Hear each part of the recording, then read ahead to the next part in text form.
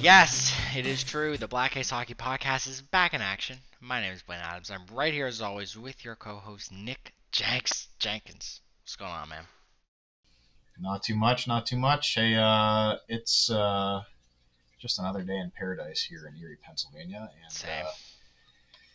I see you're in a new spot, so you've got some new news this week, which is nice. New year, new me. That's what the kids are saying. Yeah, moved spots, trying to get the house sold, and about walked 3 Empire State Buildings if you stacked them on top of each other yesterday. I would recommend if anybody's moving to the third floor of any apartment that make sure that they have an elevator. If not, your calves will feel it the next day and your whole body will feel like a garbage disposal shat on it. So make sure you're prepared for that. But other than that, yeah, move went well. You still got a couple boxes. There's an echo still, so need to just toss some stuff around. But yeah, that was my adventure yesterday. That's why the pod was pushed to Thursday here, so we can not have movers in our way. Hey, the most important thing is you're already up and running with your internet and your computer, so That's always the first thing. pri- I mean, 21st priorities are century, taken care Jenks. of. It goes TV, Wi-Fi, Xbox, PC at all times. Because like I don't have a couch. I just have that chair and the chair that I'm sitting in, and this is my furniture for the next probably 4 or 5 months. Do what you gotta do, man. So, yeah, and while we were what is it, exploring, there's an X word that I'm trying to find, but my vocabulary isn't that big because I barely passed English in high school. Um, while we were doing some fun stuff, the NHL was still rolling as the world does. It turns, it keeps moving. Sadly, I wish it like stopped while we were busy. Like hey, we know Jenks and Blaine are busier this week, so like let's just put everything on pause, especially when there's like 19 records and 45 things that just happened. So Yep. let's jump into it. The first thing I would say on the lower echelon of records that were broken this week, Kaner, Showtime. Ever heard of him? Broke the NHL shootout goal record for a single man in the season. I think it. I think he has Season or career? 51, 52 shootout goals in a And career. oh, Career. okay. I was Did I like, say season? I don't know if yeah, I you said said season. season. I In was a like, I single don't know that season? they're Oh, I don't. Oh, I don't know. I don't know what the fuck I said. But okay. Yep. Kane, yeah, my brain's fried. Kane broke it last night with the Red Wings. So one of those weird stats. You're like, oh, I didn't even know people like track that. Like, okay, cool. I mean, that's a heck of a thing. Another thing to add to his resume into the Hall of Fame, I guess. Yeah, I think probably some of the younger kids out there don't realize that there was a time in the NHL where the shootout didn't happen after every game. Games ended in ties, so it's a relatively new thing. Although it's been around for what 20 some years at this point, but Right. yeah, Kaner's got some of the best hands the league's ever seen. And he's a lock every time that the team's going into a shootout, whether it was back in Chicago or now with the Red Wings. He's a lock to be in the shootout, and that tells you everything you need to know. He's the number one shootout man of all time, and I don't think that should come as a surprise to anybody.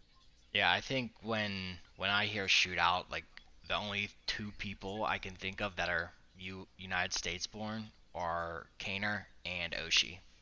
And the only reason why I pick Oshie is because of Sochi. Like Yeah. that's about it. Made pretty much all of his money off of one Olympics, and still going with the Caps and kind of rolled into that one. Ovi, just updating the people, under 20 now. He's at 18. Did you see his last goal that barely beat the buzzer? Point .1 empty netter. Hey, they Empty don't netter, ask yeah. how. They don't ask how. He'll take I him any way they can come at this point. I wonder if there's a stat. There has to be a stat. how many, like, who leads the NHL in empty net goals? Oh, there has to be a stat on that. I That'd don't be a know how wild you stat to find find. it. I, Pro- I couldn't Probably tell just a you. quick Google search, but yeah, I don't know it if there's has to like an extra exist. column for like empty net goal, like ENG, or just does it go in the goal column? It just goes in goals, but I'm sure there's some stat guy out there who's keeping that stat just because he's Yeah, curious. that's a wild stat to have off the top of the dome. But uh, those are kind of the two things that are kind of standard operation. I think everybody kind of figured Kaner was the league in just nastiness, and Ovi keeps continuing to be young Ovi again. So congrats to both those guys. I know Ovi's he's gonna break it. At some time, I'd honestly say by the end of the year, if the He's Caps are six. away and playoff goals count, like yeah, He is 16 goals away. They are a lock for the playoffs, and they play tonight. So everybody, if you've got ESPN Plus, or if you have a different streaming option, you should tune into the game tonight because I'm willing to bet Ovi's got a goal. yeah. I mean, the way Dylan Cousins or not Cousins, fucking Strom is passing to him is it's gonna keep the goals coming for a long Yeah, time. Um, moving on to another American, probably another the best American goalie we've seen in a while. Johnny Glassbones Quick. 400 wins as a goaltender. That's a lot of games. Now, I want to say this, and then I want to look. You could talk for a minute while I look up Marty Brodor's stats. But yeah, like when you say 400 wins, like this man at least had to play what 1,000, like 800 games, like yeah. actually play. You'd probably say 700 or 800 games to get 400 wins. I mean, Right. remember the Kings were a good team for a long time. I mean, they won cups with Johnny Quick there. Some of that core is still there with Doughty and Kopitar. So there were a lot of winning seasons in LA. But 400 wins is not something that's happened very often, let alone for an American-born goaltender, like you said. So a huge feat for him. He's you call him glass bones, and you're not wrong. Dude, He has he's the suffered a worst. lot of injuries over Cause his like I career. I dropped him in fantasy in like the third Yeah, round. I'm like, dude, this is a lock for like an easy 20 dub season. And then 2 games in, ACLs and BCLs are gone. Like no shit, the guy's sliding from the corner trying to make a glove hand save in the splits. Like but there's you're 100% right. He gets hurt. It seems very easily. constantly. But when this guy is healthy, he is one of the best goaltenders in the NHL. I Correct. mean, I'm not he's gonna disagree with that. he is with the Rangers now. He's back up to Shesterkin. Um, but every time they put him in there, they're getting a great game from him. 900 save percentage or better is a lock. And I think the last game that he played, I had just looked this up the other day. I don't remember for sure, but um, the Rangers got a big 3-2 victory, and he had like a 950 save percentage. I mean, this is a 40-year-old goaltender who's got Right. 700-800 games under his belt, and he's still doing it. So when this guy's healthy, he's still got it. I'm sure the Rangers are ecstatic that they have him on their team because Shesterkin's a sort of a streaky goaltender. When he's on, he's top three in the NHL. But when he's off, man, it takes him a while to get out of that slump. And to Right. know that you've got this reliable goaltender who's got all this experience as the backup, and you can throw him in the net and feel good about it. That's a good position to be in. So, Yeah. congrats to Johnny Q, man. Yeah, just as comparison to for people to see how good Johnny Quick is, and then there's Marty Brodeur. Like Johnny Quick, 400 games or 797 games played, like Just under actually in the 800. pipes. Like Yeah. he's just over that 50% margin, right? Yep. Marty Brodeur, 690, 691 wins, 1,260 games played. This man played forever and was good forever. Now, I think you can make the argument, just like Wayne Gretzky, oh yeah, well people weren't actually shooting back then. Like yeah, there was more hitting. All you had to do was stand there. Marty Brodeur never went down. We get it. We got it. Okay, but this man played an unsurmountable amount of games as a goaltender. Nobody will ever break that. No Like chance, that, not ever. because you get hurt It's so insane. often as a goalie now because people's shots and just like the quickness of like how you have to like adjust to things. And I would even say goalies don't even start in the NHL until they're 25, 26. Well, So that's you only that's got, part of it. yeah. This That's a guy was big part of it. Is first round 20th pick overall, Marty Brodeur. so that there's sort of you already hit on one of the big points. Is goaltenders typically the, don't get a crack at the net until they're mid 20s at this point. Right. The other piece of it is you sort of touched on it. Goalies are not playing as many games anymore. Marty Brodeur played in the era where in an 82 game season he was playing 74 games. Yeah. That does not happen anymore. Connor Hellebuck is probably the goaltender who's going to play the most games this season, and he'll get to 55, maybe 60, but that is extreme. Most of these goaltenders, it's like a 60-40 split. So if you're the starter, you're getting 45, 50 games, and the other goalie's playing, 30 games or something like that. It's you got to keep your goaltenders healthy. Um, and there's been more injuries than ever, and Johnny Quick is the perfect example of that. Um, but if you can keep your goaltenders healthy and you've got a decent tandem, which a lot of teams try to seem to be going that direction. They're trying to get a 1A and a 1B, two guys that they can feel confident within the net. So the Brodeur numbers are insane. They will never be broken again unless all of a sudden you find a goaltender who can play 82 games a year. It'd just be a robot. You just have a bucket of bolts in the Right. net because he, I he wouldn't get hurt. I think you need to find somebody that's so young and so good, like right off the get go. And again, like you'll know when that happens. Like it'll be a McDavid, it'll be a Connor Bedard, like a household name in net. Like you won't find something like that pretty much for a long time. That is a generational person. But I wanna pick your brain. Do you think, or who do you think will be the next goaltender to touch some of these stats? Like we say Johnny Quick or Flurry esque person. Do you see like a younger goalie, maybe it's Connor Hellebuck, like that age, like whatever, reaching some of these milestones? Yeah, I think you bring up an easy pick, right? Hellebuck, the last couple of years and this season, he has been unbelievable. Like far and away the best goaltender in the NHL. Um, and I'm looking at you. I had a feeling that's where you were going, so I'm looking up some stats. Ah, okay. Hellebuck Hellebuck has played 547 games and has 308 wins right now. Like Right. I think 400 wins for him is a lock. It's going to happen. Um, I think if Vasilevsky, if he would have gotten the net a little bit sooner in his career, I think he could have gotten to those numbers. I mean, he's going to get to 400 wins for sure. Um, but he could have challenged those numbers. He's good enough. If I'll sort of go off the board a little bit here and say there's a young goaltender in Calgary who they feel very confident about, and it's this Dustin Wolf kid.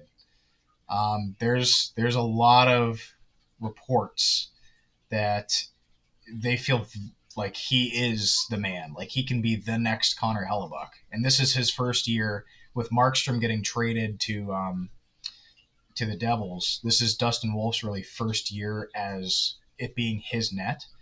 So I don't know. We'll see. He's played really good this year, and if he can continue that trend and improve into next year, he might have a chance at getting to some of these numbers. So those are a couple of the ones that come to my mind right away.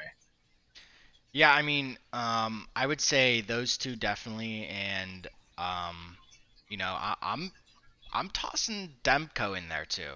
I Now I like know Demko. he's a little older, but he's also a pretty fresh goaltender in the NHL.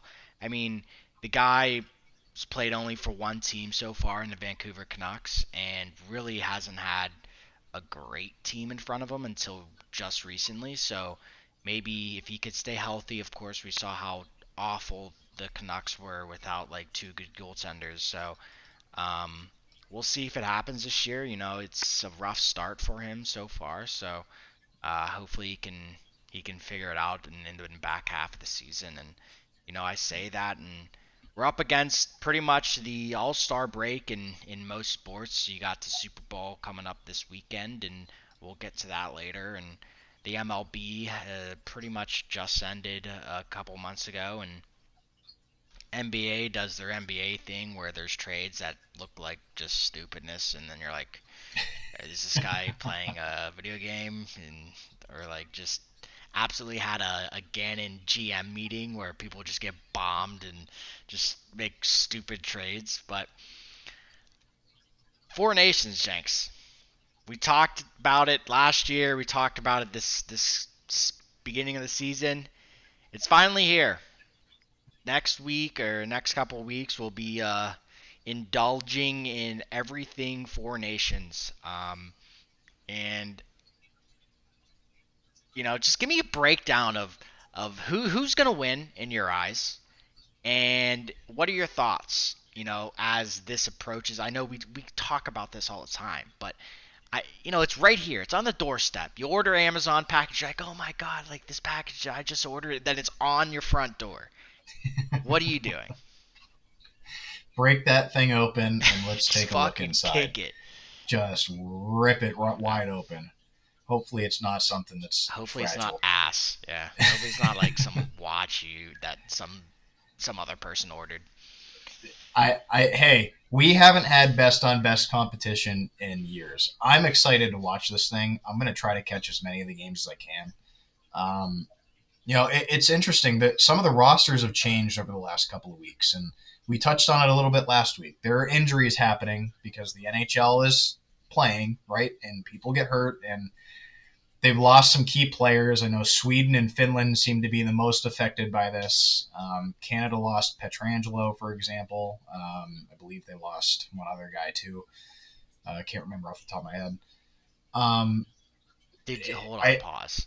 Did you see the train tracks that were laid on Petrangelo against the oh, Rangers? that was one of the biggest hits I've ever Absolutely seen. the biggest hit I've seen it. And the guy was ready for that's Chital or whatever his name is. He Clean was like, hit. I'm gonna lay this thing, and I Yep. immediately know I'm gonna have to fight somebody. It was a completely clean hit too, but I've never seen like Petrangelo's a big boy. He is Yeah, not small. He's like 6'3", probably 220. yeah, He was airborne from a completely clean open ice hit. just It was outstanding. If you body. haven't seen that hit, I'm sure you can find it. Google it, YouTube it. I'm sure you can find it in about 2 seconds. It is a great hit. And kids, if you're watching, that's how you throw a huge, clean, open ice body check. Watch that clip. Unfortunately, Okay. Petro's going to miss this tournament. So Yeah, yeah, I bet. he probably knew as soon as he went airborne. He said, "Oh, I'm not playing Four Nations. That's it for me, Upper boys. body. UBI, thank you. I'm out." Yeah, I think Sweden and Finland are going to struggle. Sweden's probably got more talent than Finland. Finland tends to be a stronger defensive team. So it's really going to come down to how their stars play. I don't think they're going to have the depth to keep up with the U.S. and Canada. Um, I, I think the U.S. has the edge at this point. I just look at the goaltending room and I say they're going to be tough to beat. That roster has stayed relatively healthy. I think they're bringing probably most of their best players that they could hope to have at this tournament. So if I've got to pick a finishing order for these four teams, I would say U.S. 1, Canada 2, Sweden 3, and Finland 4. That's my thoughts around this thing. What do you think? Yeah, I think I'm going the same. Canada, I feel like we've seen an aging and changing of the guard. There's definitely some old soul with Crosby and Marchand, McKinnon. Like, I wouldn't even call him old, but like I just He's a think veteran there's now.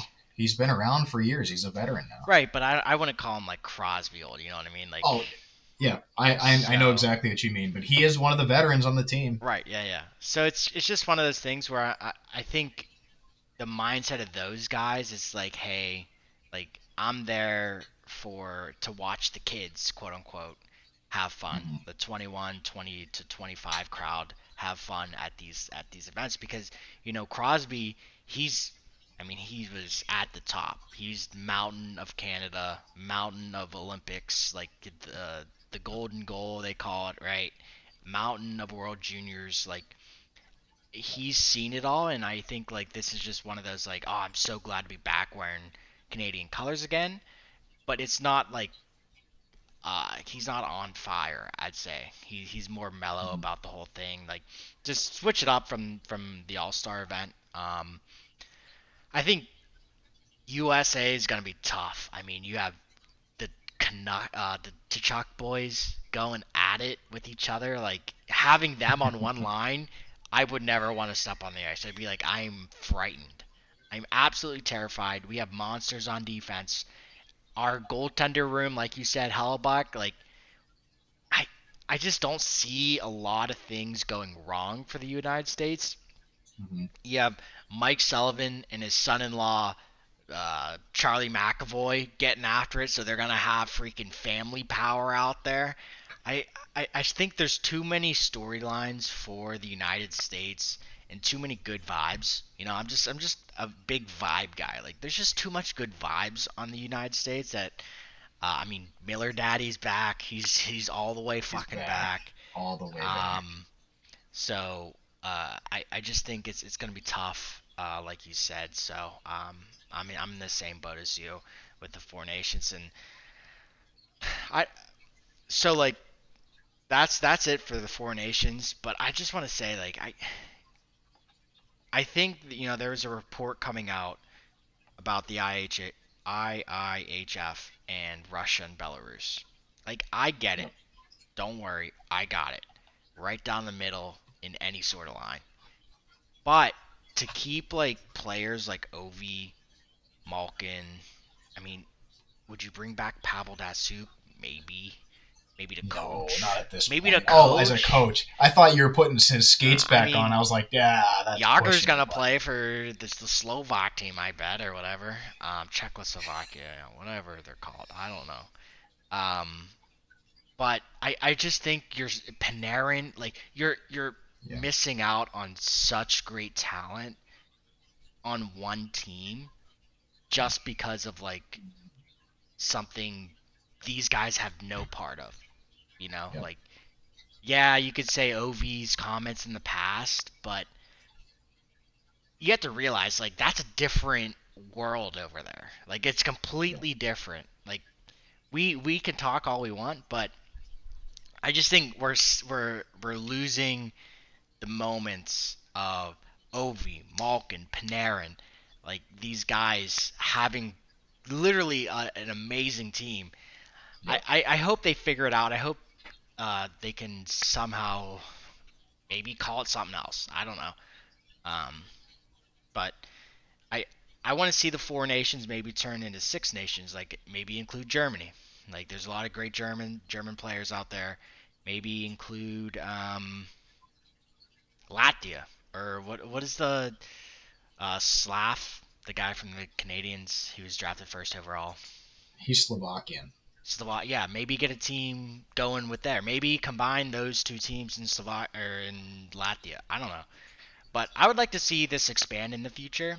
I think four nations kind of excludes a lot of like really good talent, which is part of life. But hey, why not bring more eyes onto your best players and players around the world? So that's my Yep. 2 cents, and we're moving on from that aspect.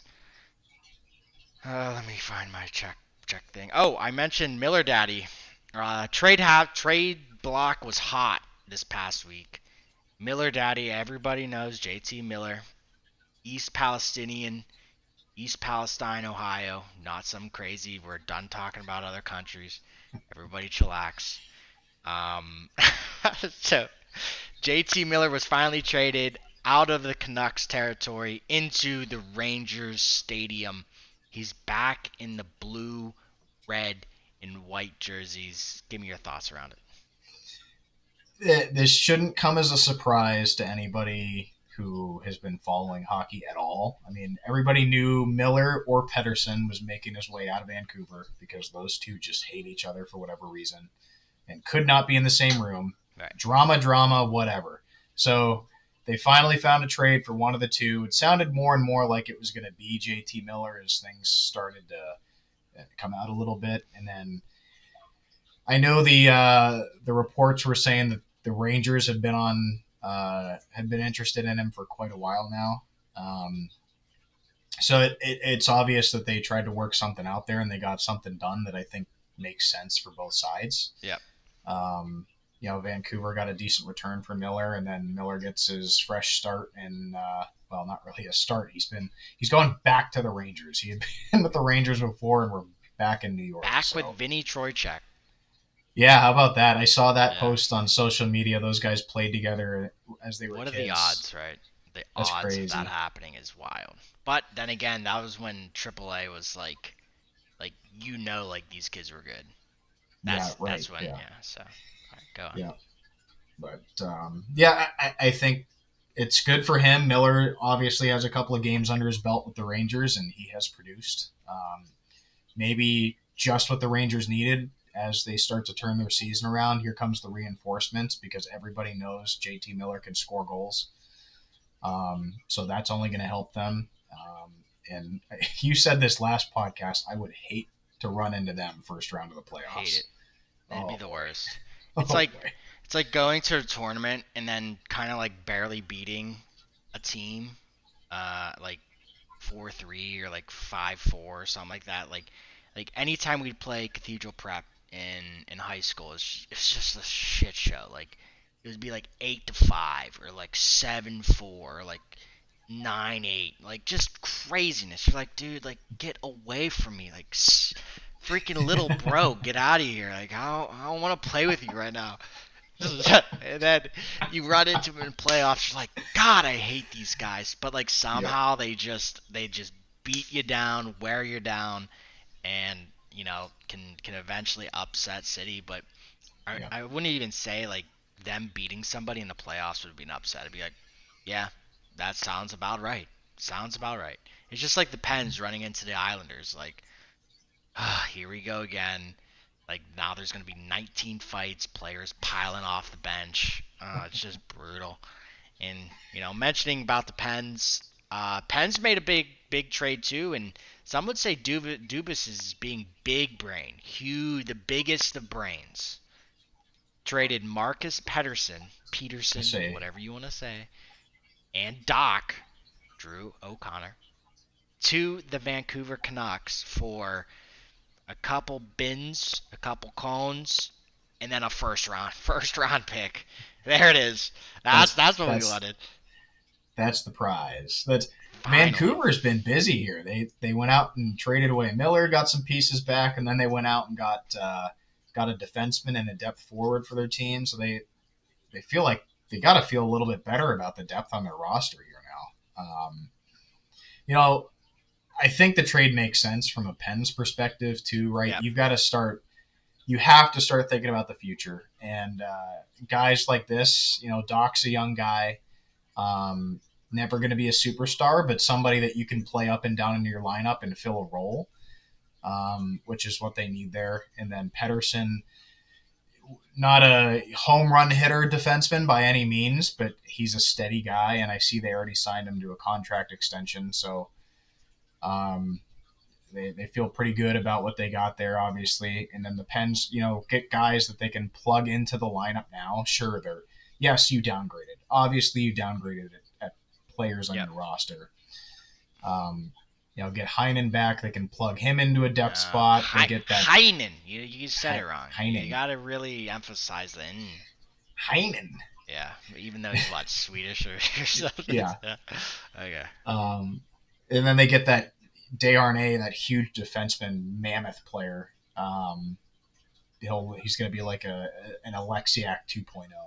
Right. Um, Guys that are just going to be maybe in and out of the lineup. Who knows? We got to get through the season, but the crown jewel, the first round pick, it's protected this season, so we're cheering against the Rangers because it's the same pick that they just got from the Rangers deal with JT Miller. So now, as Penguins fans, we really, really don't want the Rangers to win. Right. Even as we didn't want them before, now we have got twice the reason to cheer against the Rangers. But otherwise, I mean, it would go if it's protected this year, it would go to next season, which hopefully they suck next year too. Anyways, Dubas made a good deal here. I like it. I like where we're heading. Vancouver got some pieces that should help them, sort of get through the dog days of the season here and into the playoff hunt. And Yep. I think it makes sense. I like the deal. Yeah, I'm not. I don't hate the deal either. It's. I think Marcus Pettersson was our really only available D man to trade right now. I know as Dubas said, "Oh, I'll trade anybody," but nobody's gonna take Carlson. Nobody's gonna take Chris Letang. We're not trading Chris Letang either. So it's kind of like, well, who's next outside of Dumoulin that we got rid of? So Pettersson. Um, Another trade that happened this past week. Brandon, or not trade, more of a signing. Brandon Saad, unrestricted free Yep. agent, Yep. signed with the Vegas Golden Knights. So good for him. I know he's bounced around the league a little bit. Another Pittsburgh boy. Um, so glad he found some footing at least in Vegas. Hopefully he's not gambling it away like Glenner. That guy. Loads of drugs, loads of gambling, Loves loves the drugs. extracurriculars. Um, so and I wanted to kind of circle back using a corporate synergy term. Um, so, uh, we were talking about the train tracks hit on Petrangelo and how um, Chital pretty much instantly knew he was gonna get face pounded. Just needed it. Just had to happen. There's been some reports about the Buffalo Sabres and they're non-willing to respond to the Tage Thompson hit. Alex Tuch Tuck, Talk. whatever his name is, um, basically said like, hey, we had a meeting about nobody wanting to get their face pounded in after Tage got hit, and then the next game, Jenks, right off the draw, they're like, hey, I need to punch somebody right now. Set the tone. Yep. I don't get this Buffalo Sabres team because it seems like how are we at the NHL level, Jenks, going to be like, oh, I need told to do things. Like I need told to protect my teammate in the NHL when we can fight. I need told to actually try in the NHL games by our owner. I need told. I like when is enough gonna be like, hey guys, who's gonna step up? Who's gonna be the captain? There's no captain in that locker room. I think. It's part of the problem. There's a lot of issues with the Sabres. They've been rebuilding for 25 years at this point, and Yep. they don't seem to be making any progress. It's a culture issue. I mean, you should get excited to play. I get it. It's the dog days of the season. We just said that. It's people are just trying to get through, but they just don't ever seem to have this spark. The players don't seem to really want it. You don't have anybody stepping up for each other. There's no response, like you said, to that Tage Thompson hit. Um, and you're relying on the coach to have to say that. I mean, it goes back to leadership. The leader's got to be the voice in the room and say, guys, I get it. We're struggling. Let's get going here. We need the Right. guys to be the guys. You need these stars to step up. They've got a lot of star talent on that team for not being very successful.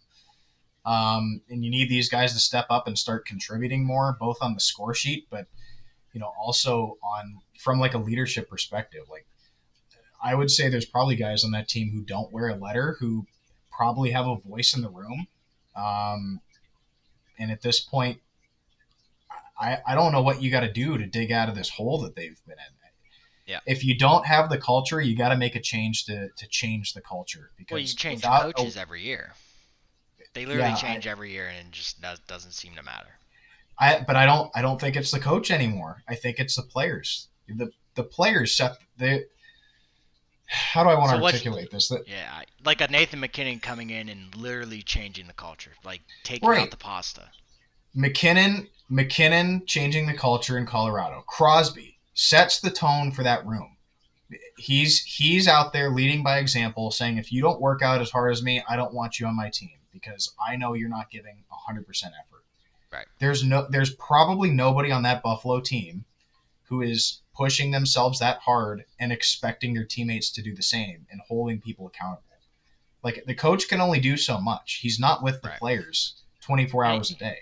and like when I say like the coach at that level isn't their babysitter. Like, hey, Right. if you're not going to work, we'll literally find somebody that's going to work for a quarter of what we're paying you. Like, we'll pay him in McDonald's and Arby's bucks. Like, we don't care.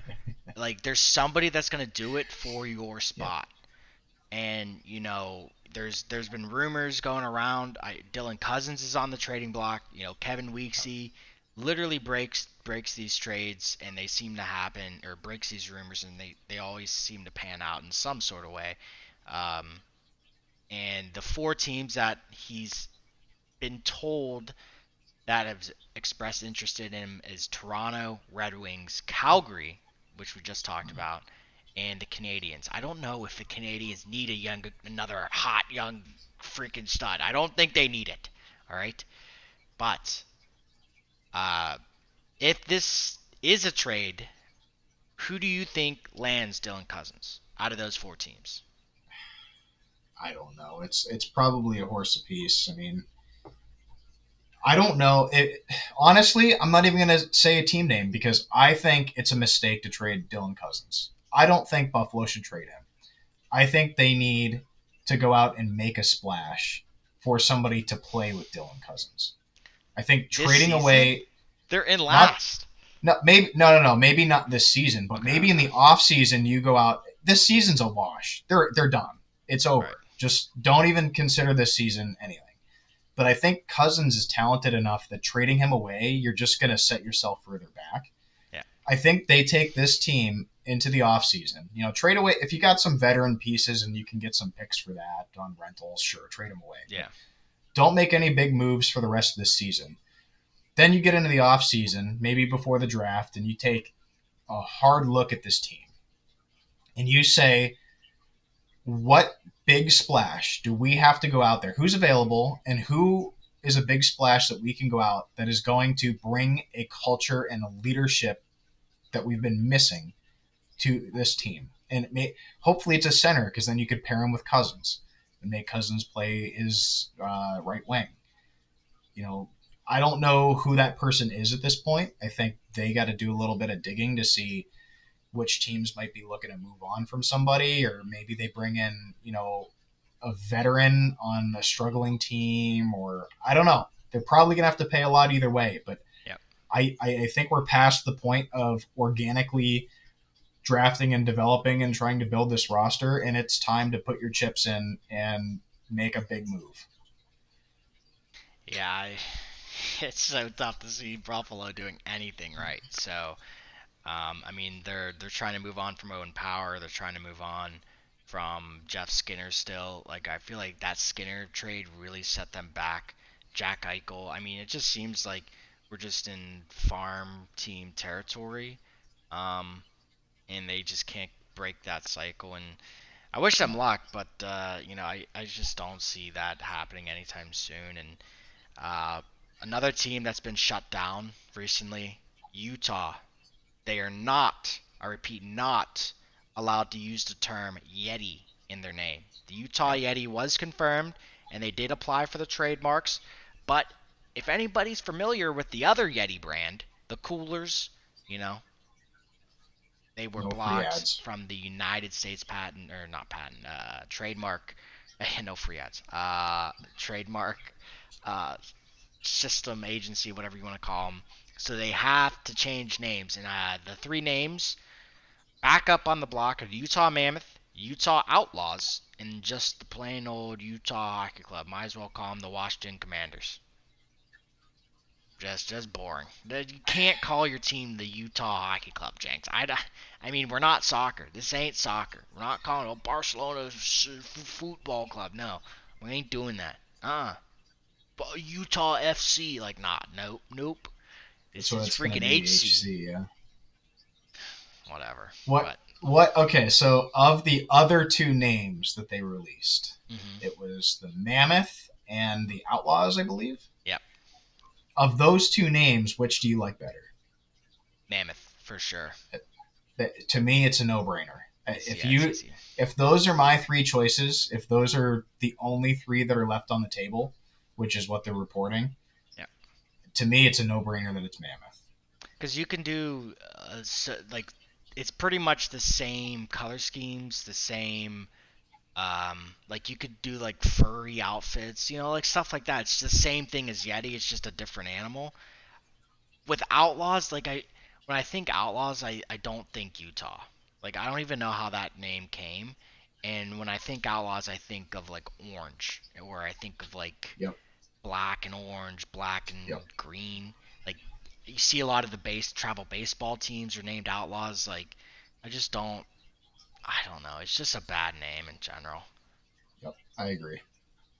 I mean maybe Utah Miners, something like that. Like I just think Outlaws was one of those names. I was at the bottom of the barrel for the team, and they kind of just backed their way into it. Sadly, I don't know, but um, I hope it's Mammoth. I don't. I hope it's not Utah Hockey Club because that'd be so boring. And they're not doing that terrible this season either. You know, compared to what the Phoenix Coyotes usually do, which is last place or second to last. Um, Arizona Coyotes or what they were called. But yeah, hopefully they get something done and written in stone soon to kind of cement that first name of the year. But jumping to college hockey, give us your fork or what is it? News report, Jenkins. News report, college hockey. Nothing. I'll say lead off with nothing groundbreaking this week. I'll give the Maine Black Bears a shout out. They had a great weekend. They appear to be heading to the Frozen Four. I mean, they're having a great season overall. As I said, they But would. You know, as you said, you college get full insider, credit for that. college insider. College insider. Um, no, they had a great weekend. There were some other teams too that had a good weekend. I saw a glimpse of the Penn State game, and they hung in there. They're not having a great season, but they've got this Aiden Fink kid who just looks like an absolute stud. I think he's now I'm going to check just because I don't want to lie. Yeah, he's top four in points for the season. 37 points in 26 games. He's only a sophomore. He's having a great year. He is fun to watch. But where are we at here? The the Michigan State Spartans are still the team to beat, right? Right. They won again. Their overall record is now 21-4. They're in conference. Everybody's in conference play now, right? They're 10-2. Well, if you count overtime and games, they're 14-4. Um, they're, they're just unbelievable. They've got good players. They're having a good season. If I look at the current rankings, um, they have dropped to number two. I don't really understand why they've dropped because it's not like they lost. But Boston College did have a strong weekend as well. Boston College slides up to number one. Minnesota makes a big jump, actually. Minnesota jumps into the top five. Um, and Maine jumps into the top five as well. So nothing crazy to report. I know as we keep playing games here. The standings are going to keep working themselves out. We're going to get a better picture on what the tournament's going to look like. There's only 4 weeks, 5 weeks, something like that left in the season before we get into tournament play. So, I Where think is by the the time Frozen Four this year? I think it's in Minnesota. It's the I worst actually place to haven't have looked the that up. Frozen Four. Why not? Why can't it be in like San Diego? Like, what is going on? Wasn't it in Let's Tampa last year? Yeah, let's. I think you're right about last year. I don't know why. Here it is. Frozen Four dates and sites. So 2025. It's in St. Louis this year. Okay. I think last year was Minnesota. Yeah. Oh, okay. I Um, wonder where did I see Tampa? Is that 2022?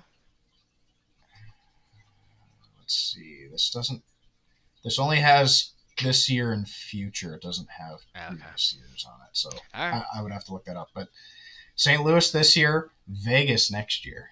Mm. Ooh, that's a good one. And then DC and Chicago. Yeah, I was gonna say Um, Frozen Four needs a big like draw city. Like, hey, the Frozen Four's in Blaine, Minnesota this year. Like, absolutely not. Am I going to Blaine, Minnesota? Like, outside of it being the best name to ever exist, I would never go there. I think you want to have it in. I'm curious about Vegas next year, for example. Like, there's no Division One schools in that area other than Arizona UNLV State, is really fucking good. but they're not D1. They're a Right. D1 Yeah. club. Maybe So, this is what there's so many things moving to Las Vegas though. well, I get it. The venue's fantastic. I agree, but the question for me is, are there enough college hockey fans that are going to spend the Oh. money to travel to Vegas to go to the Frozen Four? I think so. Like, it's Because it's not going to be a cheap trip. It's a vacation. Right. If you're planning to go to Vegas, Jenks, you already know that. You're just like, here's $5,000, and I'm ready to lose it. I'm ready to lose it. Like, that's Can't how afford you your go to plane ticket Vegas. home. You can't go to Vegas and be like, I'm gonna go on a budget this year. Like, no. Like, you Yeah. go to Vegas and you lock in. You hit the Yeah. tables. You put it on 8, 11, 26, 19, 16, 29, and 34. That's the pattern. That's the pattern. You just sit there, you follow the blue skittles around, and you have a good day. Sign of That's a it. degenerate. You just rattled off your numbers without even thinking about it. Because it's the same every time. It's the same. You can't mess the pat. Or sometimes you put your little coin on the street between the 9, or what is it, 10, 11, 12, and then Yeah. 13, 14, 15 Yeah. on that street, because usually those numbers stay hot. They stay hot. Just pro tip from me. Or you play the rows, 2 rows, and then you just guess on the third whatever one you want.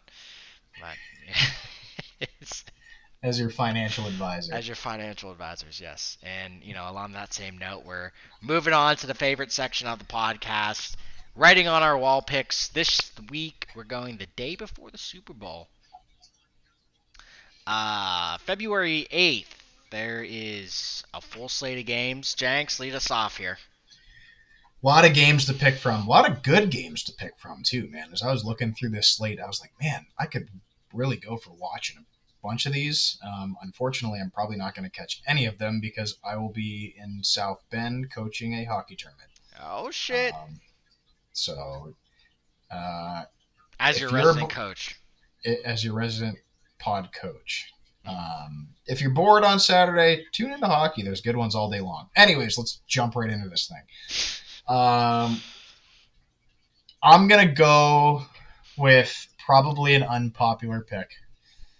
And I'm all in on it. I don't even care anymore. Dang. We talked about the Rangers, and they're heating up right this season. They seem to have turned its corner. They just added JT Miller, Daddy. They're righting the ship, and they're going to get in the playoffs, right? Yeah. They've got Johnny Quick. They've got Shesterkin.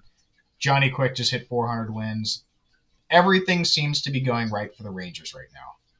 We also said that as fellow Pens fans, we want to see the Rangers fall apart, crash and burn, give us that high pick. Right. Since the Pens have been so disappointing this year, I've been low-key rooting for the Columbus Blue Jackets. Ooh. I think I've said this before, but they're just fun to watch. Fantilli's been unbelievable the last couple of months. It's a great story. They're having a good season. They're in the playoff hunt. Previously, if you would ask me about Columbus, I would have said I hate them. I can't stand them. Boone Jenner's a loser. That whole team just goes out and tries to hurt everybody. Right. Can't stand them. Something about it, just tugging at the heartstrings this year. Most Give definitely. me the Columbus Blue Jackets over those dog shit New York Rangers this year. Responsibly, of course. Responsibly. All right, that's a good pick. That's a good pick. My game is the battle of the basement. You know, these games tend to be the worst on the slate, but end up usually being 9-7. I think we talked about one of these teams. The Nashville Predators are one of the worst storylines in the NHL. Signed a couple big names in the offseason. We're like, oh, we're ready to go. And then out comes a big old flaming pile of stink. Just absolute worst. I think Stamkos needs to get out of there next season if he didn't get locked down too much. Um, they're playing the Buffalo Sabres. Now, we talked about the meetings that they have, right after the non-fight, they had a fight. Maybe they just need to host team meetings before every game. Like a pre-game team meeting. Like, hey, boys, are we going to freaking play today? Or should I just go back on the bus? Um, and I think Luukalainen needs to start playing up to his epic name. Ukko-Pekka Luukalainen. Like, holy shit. Get me a freaking jersey with that kid's name on it. I think I don't believe in Saros anymore. I used to. I don't believe in a Noonan. I know you were speaking highly of on him as the replacement. I just don't believe in anything Nashville is putting out other than bars. So, with that said, I'm going Buffalo Sabres as your winner in this one. Battle of the Basement, the Stinker Edition. Tage Thompson's going to have a hat trick too, responsibly. Beautiful. Who's winning the Super Bowl, Jenks? Do you want who I want to win, or do you want who I think's going to win? Is the mortgage on? The mortgage? Yeah. Wow. Oh, my God. It would be foolish. It would be. To bet against Patrick Mahomes. It's impossible to put your money on anybody else. When you've got way more than 11 players on the field. You've got every one of those refs wearing a Patty Mahomes jersey under their gear. That you can't see them, but under their gear they're wearing Patrick Mahomes or Travis Kelce jerseys every night. Right. And the other earpiece is the Taylor Swift songs. They got them going. They all have like friendship bracelets on. You'll see them. Look for them. They're called yellow flags. They're called flags. A little friendship. Yeah. Okay. Yeah, it's gonna be tough. I love the Saquon Barkley story. The Saquon Barkley story just put it into my veins. I would not hate Philly to win, but I would hate Philly to win. Yes, that's a great way to say it. I would not hate for Philly to win, but I hate seeing Philly win. Yeah, I hate it. I want Saquon to win a championship after getting just completely hung out to dry by the Giants. That's what I think too. We're gonna keep Daniel Jones over Saquon Barkley. Yeah. What are we doing? Guy had a career year the next year. Like, tough. Anyways, guys, make sure to follow us on YouTube, Spotify, and Instagram. Black Ace Hockey Podcast. And that is going to be it. My name is Blaine Abs. I'm right here as always in a new apartment with your co-host, Nick Jenkins. We're out of here. Later.